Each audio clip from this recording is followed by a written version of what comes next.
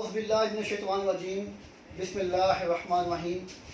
دوستو، میں ہوں علی ممتاز انصاری ایڈوکیٹ اور آپ میرا یوٹیوب چینل دیکھ رہے ہیں mynews.tv۔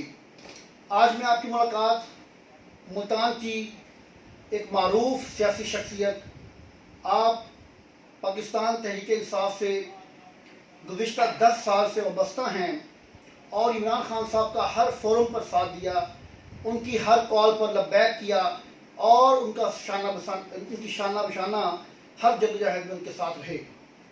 آج پاکستان تحریک انصاف کی ایسی شخصیت جو اس وقت چیئرمین ہیں وزیر اعلیٰ پنجاب کمپلین سیل ملتان ضلع کی، جناب محترم طاہر حمید قریشی صاحب، ان سے آپ کی ملاقات کرواؤں گا۔ تو سب سے پہلے میں جناب شکر گزار ہوں جناب طاہر حمید قریشی صاحب کا کہ آپ نے اپنے ٹائم میں سے میرے لیے کچھ وقت نکالا۔ طاہر بھائی، کیا حال چال ہے آپ کے؟ جی الحمدللہ ٹھیک ٹھاک ہیں، خیریت سے ہیں؟ تو میں آج آپ کے پاس حاضر ہوا ہوں کچھ چند سوالات لے کر، کیونکہ آپ کے پاس جو عہدہ ہے اس کے متعلق بہت سے لوگوں کے دلوں میں سوالات آتے ہیں۔ تو سب سے پہلے مجھے بتائیے کہ آپ کی پاکستان تحریک انصاف سے کب سے وابستگی ہے؟ میری وابستگی جی 3 جون سن 2009 سے میں تحریک انصاف کا حصہ ہوں۔ اچھا، عمران خان تشریف لائے تھے ملتان میں، رمادہ ہوٹل کے اندر ایک کنونشن تھا، جو وہاں میری ملاقات 3 جون 2009 کو خان صاحب سے ہوئی اور میں تحریک انصاف کا حصہ بن گیا اس وقت سے عملی طور پہ۔ Very good. تو اس سے پہلے بھی آپ کا کسی سیاسی جماعت سے تعلق رہا ہے یا آپ کی پہلی جماعت ہی؟ دیکھیں، اگر عملی سیاست کے حساب سے دیکھا جائے تو میری پہلی جماعت تحریک انصاف ہے، لیکن ہمارا خاندانی اعتبار سے جو تعلق ہے وہ مسلم لیگ کے ساتھ رہا ہے ہمیشہ سے، اور ہم وہ لوگ ہیں کہ جن کے خاندان نے کبھی مسلم لیگ کے علاوہ کبھی کسی کو نہ سپورٹ کیا نہ کبھی ووٹ دیا۔ اچھا، میں پہلا آدمی تھا اپنے خاندان میں۔ میرے والد صاحب بھی ایک معروف سیاسی شخصیت تھے، اور لیکن وہ ہمیشہ ساری زندگی مسلم لیگ سے ہی وابستہ رہے۔ لیکن 2009 میں جب میں تحریک انصاف میں آیا تو میرے والد صاحب نے پھر آخر کار شروع میں تو بہت ریزسٹ کیا، لیکن پھر میرے والد صاحب نے ہتھیار ڈال دیا۔ اس کے بعد پھر میرے والد صاحب کے ہمارے قریبی عزیز جو میرے چچا لگتے تھے، میاں سعید احمد قریشی صاحب، سابق وزیر ہیں، سابق صوبائی وزیر بھی رہے، تو وہ بھی پھر میرے ہی کنونس کرنے پہ شروع میں انہوں نے مجھے بڑا ڈانٹ ڈپٹ کی، اور انہوں نے مجھے کہا کہ تمہیں ایسا نہیں کرنا چاہیے، تمہیں بغیر مشورے کے کیوں چلے گئے اور یہ وہ سارا کچھ۔ لیکن پھر ان کو ہم نے قائل کیا اور وہ 2-4 دفعہ میرے آفس میں آئے۔ یہاں سے کچھ نوجوانوں کا بڑا عروج اور بڑا جوش و جذبہ تھا، کوئی شک نہیں اس میں۔ تو جب وہ یہاں میرے آفس میں 2-4 دفعہ آئے، انہوں نے یہاں نوجوانوں کا رش دیکھا، جوش و جذبہ دیکھا، تو ان کا ذہن بنا کہ مستقبل اس پارٹی کا ہے۔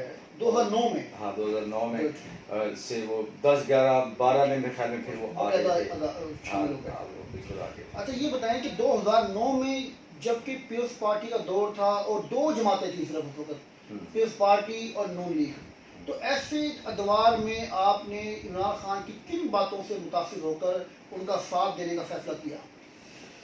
دیکھیں، عمران خان نے اصل میں تحریک انصاف کی جو بنیاد رکھی وہ تو ہمیں اس وقت ہمارا سمجھ لیں اسکول کا زمانہ تھا، لیکن عمران خان کی جس بات نے مجھے سب سے زیادہ متاثر کیا تھا اس وقت وہ تھا نیا پاکستان کا فلسفہ۔ اور نئے پاکستان کا نعرہ ایک ایسا اٹریکٹیو، ایک ایسا پرکشش نعرہ نوجوانوں کے لیے تھا کہ اس نعرے میں کمال یہ ہوئی تھی کہ ہمیں یوں لگتا تھا کہ جس طرح ہم گویا دوبارہ سے کوئی تحریک پاکستان کے سپاہی بن گئے۔ تو وہ اصل میں جو نعرے کی اٹریکشن تھی نئے پاکستان میں، اور اس کے اندر ایک انقلاب کی بڑی نوید تھی۔ تو آپ کو پتہ ہے انقلاب کی جو باتیں ہوتی ہیں اس میں نوجوانوں کے لیے بہت ضروری اٹریکشن ہوتی ہے۔ تو آپ یہ بتائیں کہ اب آپ کے جو ہمارے قائد ہیں عمران خان صاحب، انہیں تقریباً 22 سے 23 ماہ یعنی کہ 2 سال ہو چکے ہیں بطور وزیر اعظم ملک میں حکومت کرتے ہوئے۔ تو جو انہوں نے نوید آپ کو سمائی دکھائی، وہ جو ایک جذبہ آپ کے اندر پیدا کیا، جو ایک انہوں نے آپ کو آگے بڑھنے کی جستجو دی اور ملک کی بھاگ دوڑ سنبھالنے میں اپنا کردار ادا کرنے کے لیے آپ کو قائل کیا، تو کیا ان 2 سال میں خان صاحب اس منشور کو آگے لے کر اب تک کس حد تک کامیاب ہوئے ہیں؟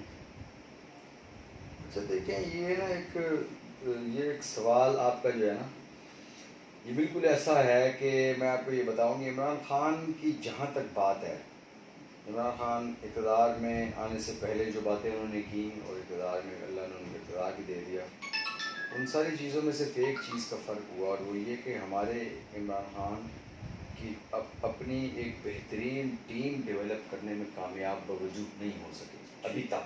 ٹھیک ہے، میں آپ کو پتہ ہے بالکل جائز بات کرتے ہیں. البتہ عمران خان صاحب کی ذاتی حیثیت میں ان کی ایمانداری پہ، ان کے اخلاص پہ، ان کی اس ملک کے لیے محنت پہ کوئی شک نہیں ہے اور نہ اس پہ کوئی سوال ہے.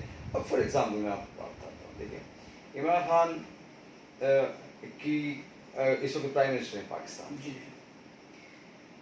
ان کے نظریاتی کارکن اگر کوئی پہنچے ہیں کسی سیٹ کے اوپر اب تک،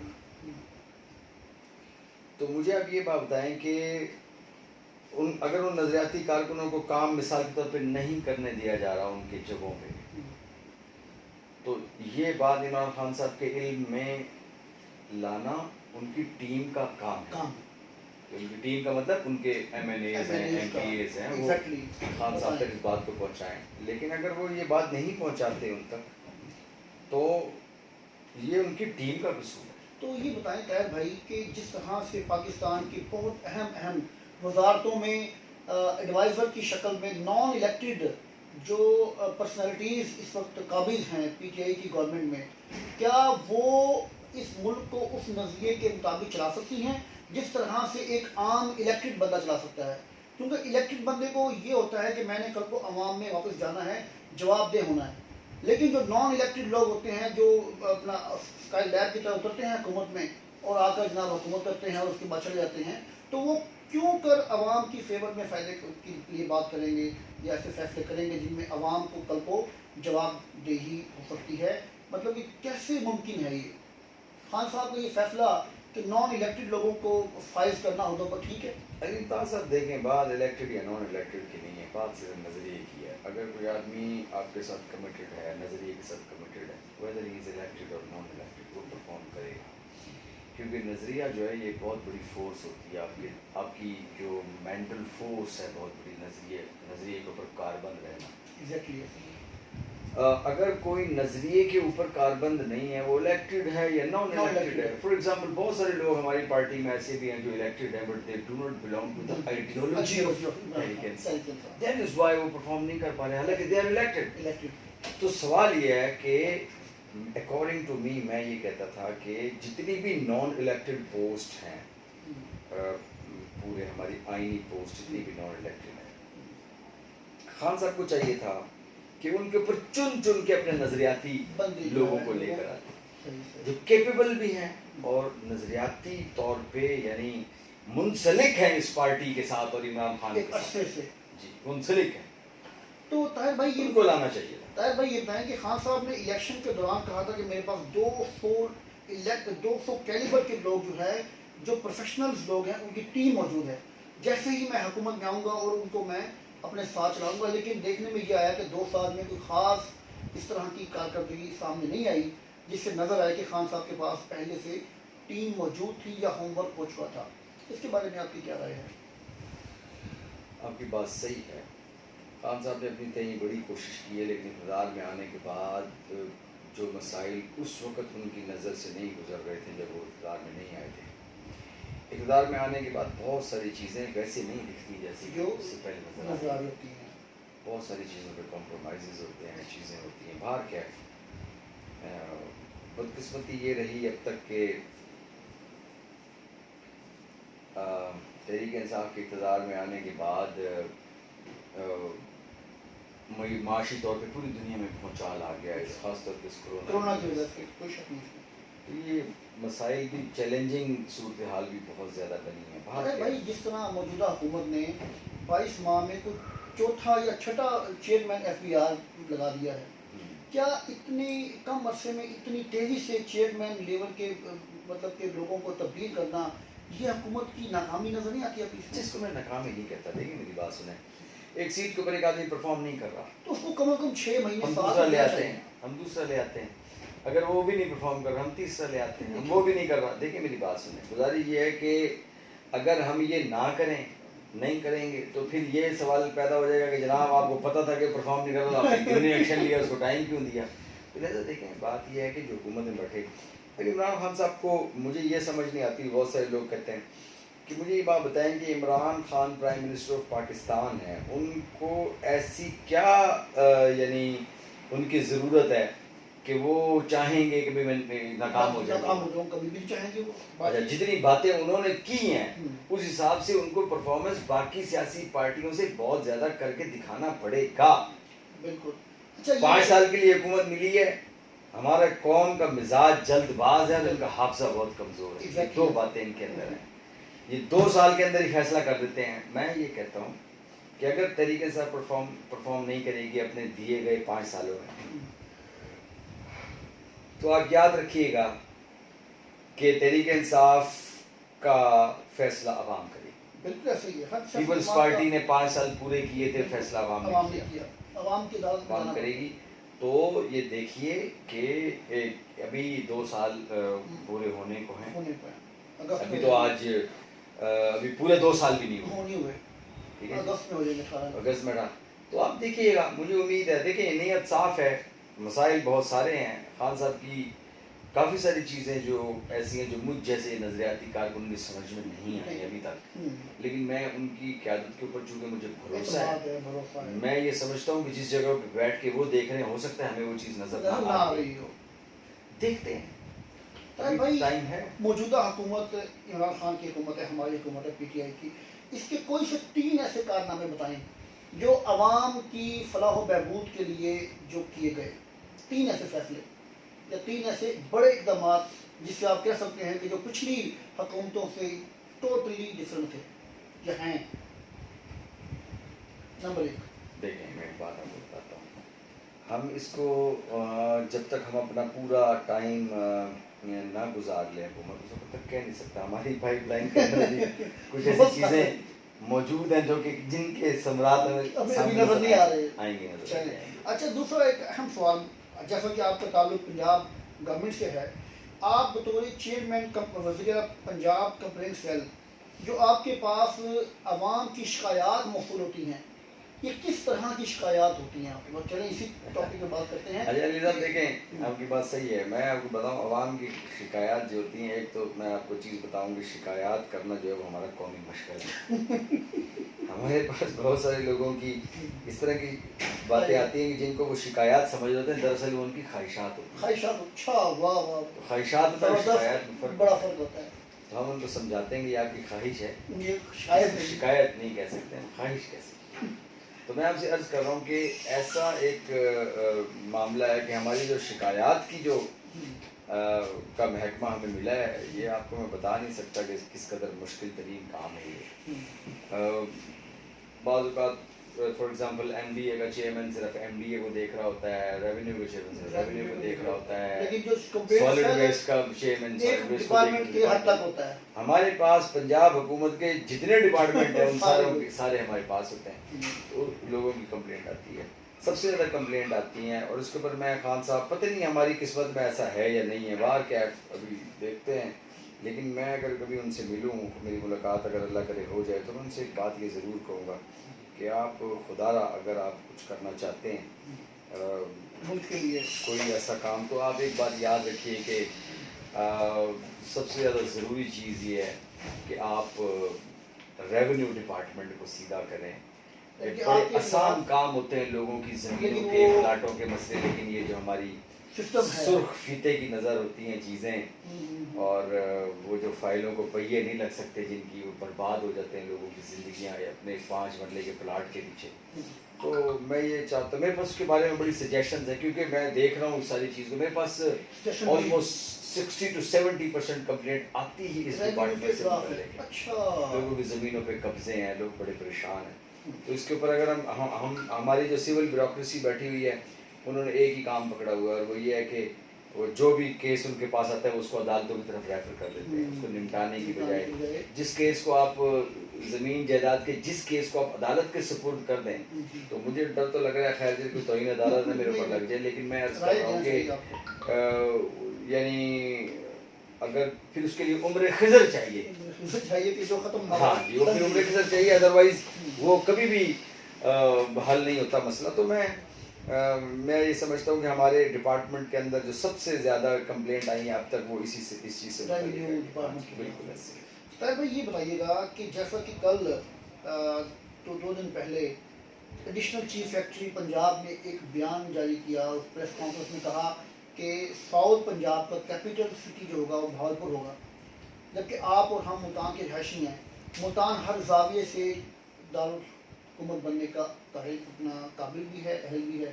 آپ کی اس بارے میں کیا رائے ہے؟ کیا چیف سیکرٹری یا ایڈیشنل چیف سیکرٹری جو ایک حکومت کا حصہ نہیں ہے، کیا اس کو ایسا بیان جاری کرنے کا اختیار ہے؟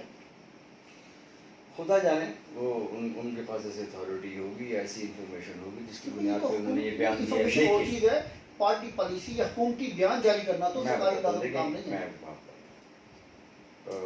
مجھے کوئی آپ کو پتہ ہے میں صاف گو آدمی ہوں. بالکل. مجھے اول تو مجھے یہ کہانی ہی سمجھ میں نہیں آئی بھاولپور اور ملتان اور وہ یہاں ہوگا اور فلانا وہاں ہوگا، یہ کوئی بات ہی نہیں ہوگی. حکومتیں بے خوف ہو کے فیصلے کیا کرتی ہیں، لیڈرشپ جن کی طاقتور ہوتی ہے وہ فیصلہ صادر کرتی ہے. حکومت کا کام فیصلہ صادر کرنا. اگر آپ انتظامی طور پہ کس چیز سے آپ بلیک ہیں، کس چیز سے بلیک میل ہو رہے ہیں، یعنی آپ کوئی غلط کام کرنے کے لیے جا رہے ہیں. یہ تو آپ اس طرح لگا جس طرح آپ کوئی غلط کام کرنے کے لیے جا رہے تھے تو اچانک لوگ جاگ گئے تو آپ نے کہا یار ادا تسی رکھ لو ادا تسی.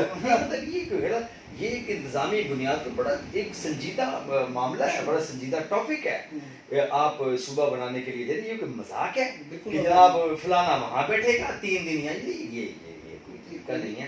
میں اسے بالکل ریجیکٹ کرتا ہوں. میری حکومت کی، میں اس وسیب کا ملتان کا بیٹا ہوں. میں یہ سمجھتا ہوں کہ اگر حکومت ایک فیصلہ کرتی، فار ایگزامپل ڈٹ کے فیصلہ کرتے جی بھاولپور بنے، ختم ہوگی جی بات، ختم ہوگی جی بات. کیا فرق پڑتا ہے؟ بھاولپور ہمارے یہاں 80 کلومیٹر کے اوپر بھاولپور آدھے گھنٹے پونے گھنٹے میں پہنچ جاتے ہیں. بالکل کوئی فرق نہیں پڑتا. لیکن فیصلہ صادر کریں آپ، ایک جگہ بنائیں جو بھی بنانی ہے. یار کیا ہو گیا ہے، ہم لاہور سے تو بہت پیچھے آ گئے ہیں، گھر آ گئے ہیں. اسٹریٹجیکلی اگر انفراسٹرکچر کے اعتبار سے بھاولپور سوٹ کرتا ہے تو بنائیے، اور اگر بھاولپور سوٹ نہیں کرتا تو ملتان کو ہونا چاہیے. دیکھیں Multan defence point of view سے بھی ملتان محفوظ ہے. ہمیں پتہ ہے ان ساری باتوں کا، لیکن بات یہ کھل کے بات کرنی چاہیے. اگر بھاولپور آپ کو سوٹ کرتا ہے تو بھاولپور ہونا چاہیے. اسٹریٹجیکلی بھاولپور سوٹ کرتا ہے، ڈیفنس کے پوائنٹ آف ویو سے بھاولپور سوٹ کرتا ہے، آئینی طور پہ بھاولپور سوٹ کرتا ہے. یہ ساری چیزیں اس میں مجھے بھاولپور کا اعلان کیجیے آپ کہ بھاولپور کیپٹل ہوگا، دیٹس اٹ. یہ جو ہے نا وہاں اتنے دن، یہاں اتنے دن، وہ یہاں ہوگا فلانا، یہ پھر آپ ایک مرتبہ پھر جنوبی پنجاب کے سارے محکوم اور غریب لوگوں کا مذاق اڑانے کے مترادف، ان کو ذلیل کرنا چاہتے ہیں بیسیکلی کہ یار وہاں ہوگا یہاں کا. آپ سیدھی پھر وہ ملتان اور بھاولپور کے درمیان فائلیں گھوم رہی ہوں گی، وہ کہے گا وہ ملتان چلی گئی ہے، وہ ملتان آئیں گے، وہ کہیں گے وہ. دیکھیں ایسا نہیں ہوتا، مذاق نہ کریں. آپ کا جو دل چاہتا ہے بنا رہا ہے، فیصلہ کریں جی.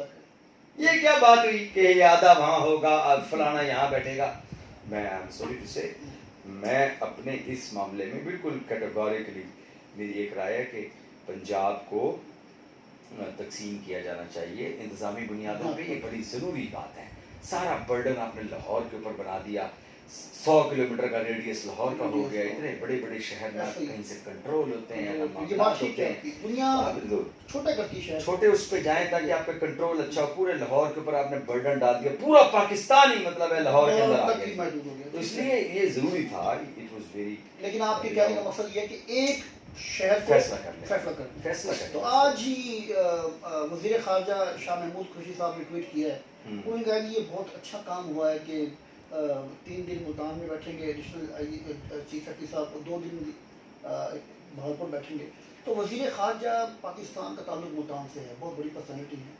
تو وہ ان چیزوں پر اگر متفق نظر آ رہے ہیں تو کیا مقصد ہے, کیا وہ بھی کمپرومائز ہو گئے ہیں؟ اچھا آ رہے ہوں گے, ان کی اپنی ایک سوچ ہے یا وہ سمجھ رہے ہوں گے کیا ہے, لیکن میں نے آپ کو ایک عوام کی عام الفاظ میں عام آدمی کی ترجمانی کر کے دی ہے کہ عام آدمی یہ سوچ رہا ہے جس سڑک پہ بیٹھ کے, اس کو باہر علاوہ میں یہ چیز سوچ رہا ہے جو میں نے آپ سے بات کی کہ what is this going on, اتنے دن اس کو چھوڑ دیجئے, ایک جگہ کا فیصلہ کر لے, کچھ بھی نہیں, وہ بھی ہمارا شہر ہے, کوئی فرق. Bahawalpur do not belong to some other country, اللہ معاف کرے, ہمارا اپنا ملک ہے, ہمارا اپنا, مجھے بلکہ ذاتی طور پہ مجھے بھاولپور بہت پسند ہے, بڑا پرامن شہر ہے, بڑا صاف ستھرا چھوٹا سا شہر ہے, لیکن بہرحال کلیئر کٹ فیصلہ کریں, اور مجھے یقین ہے کہ اگر تمام معاملات کو ملحوظ خاطر رکھ کے فیصلہ کیا جائے تو بغیر کسی تعصب کے ملتان ہی بنتا ہے.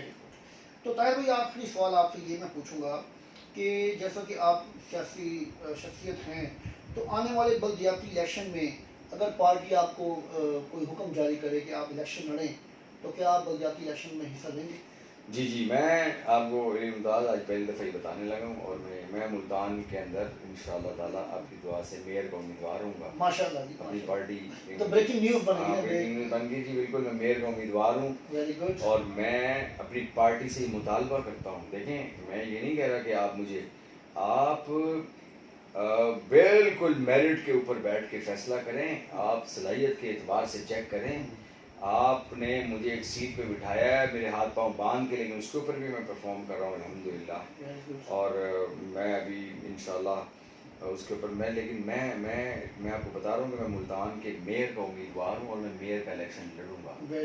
میرا یہ پورا ارادہ ہے, اور میں نے یہ سب سے پہلے آج آپ کو بات بتائی, ملتان میں ابھی تک کوئی بھی یہ کہنے کی جرت, یہ کارکن نہیں کر سکتا ہے جرت, کیونکہ اس کو اعتماد ہوتا ہے اپنے اوپر مجھے اعتماد ہے. مجھے پتہ ہے کہ میں اگر کل کو ملتان کا میئر بنتا ہوں تو میرے سے زیادہ ان لوگوں کو پتا ہوگا جو پارٹی کے دوسرے کارکنوں جانتے ہیں بالکل کہ پھر کیا ہوگا. نہیں, آپ کا تعلق 11-12 سال سے ہے, تو آج کی تو میرے لیے یہ بریکنگ نیوز بن گئی کہ آپ ماشاءاللہ پی ٹی آئی کی جانب سے ملتان شہر کے میئر کے امیدوار ہیں.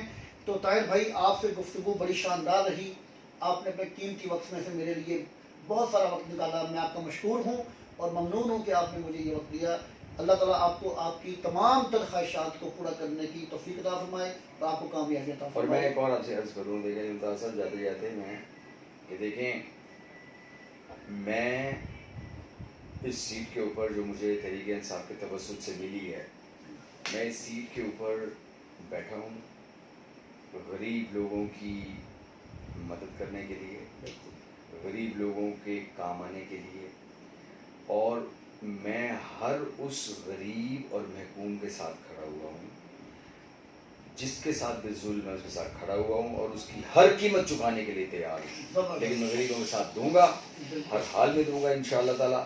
اور انشاءاللہ علی ممتاز صاحب کو مبارکباد دیتا ہوں, ان کا چینل ماشاءاللہ بہت اب مقبولیت حاصل کر رہا ہے, اللہ ان کے چینل کو جو ہے مزید وہ کرے, اور انشاءاللہ پھر آپ سے ملاقات ہوتی ہے. تھینک یو, شکریہ.